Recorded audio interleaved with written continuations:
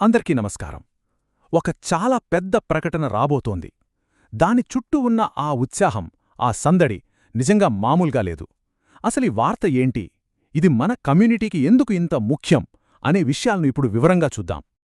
ఈ మాటలన్నది Chris Johnson గురించి, ash ముఫారే గురించి. ఒక్కసారి ఆలోచించండి. ఈ ఒక్క వాక్యం చాలు రాబోయే ప్రకటన ఎంత పెద్దదో, ఎంతటి మార్పును తీసుకురాబోతోందో అర్థం చేసుకోడానికి.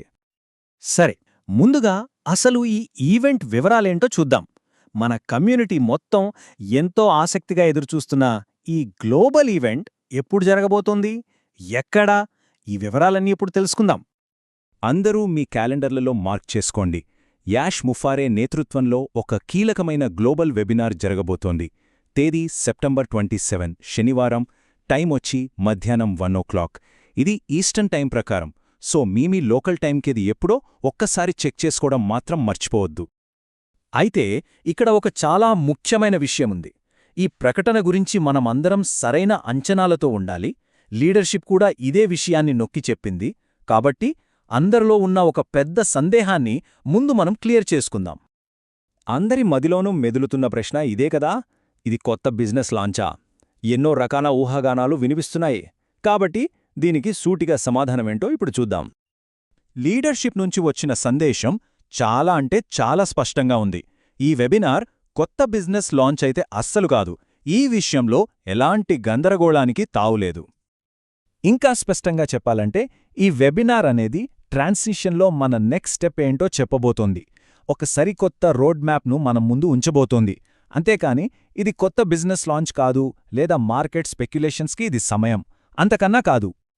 సరే, ఇది లాంచ్ కాకపోతే మరి లీడర్షిప్ను ఇంత ఎగ్జైట్ చేస్తున్న ఆ ముఖ్యమైన వార్త ఏంటి? అదే అసలు పాయింట్.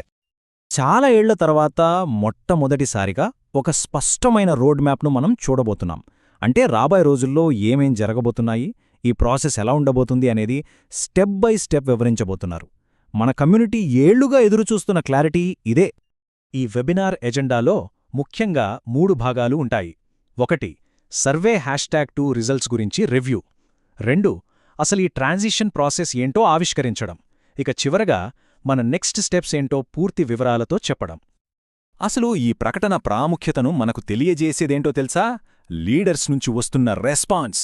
ఏస్తో మాట్లాడిన ప్రతి ఒక్కరూ ఒకే రకమైన, ఇంతకు ముందెన్నడూ చూడని ఉత్సాహాన్ని చూపిస్తున్నారు. గడిచిన 7 ఏళ్లుగా ఈ ప్రాజెక్ట్ను ఫాలో అవుతున్న వాళ్లు కూడా అంటున్నారు, యాష్లో ఇంతటి ఉత్సాహాన్ని వాళ్లు ఎప్పుడూ చూడలేదని. ఇది నిజంగా ఈ క్షణం యొక్క ప్రాధాన్యతను మరింత పెంచుతోంది. క్రిస్ జాన్సన్ మాటల్లో చెప్పాలంటే, యాష్ ఎగ్జైట్మెంట్ ఎంత తీవ్రంగా ఉందంటే అతను ఆనందంతో బర్స్ట్ అయిపోతాడేమో అనిపించింది అంటున్నారు.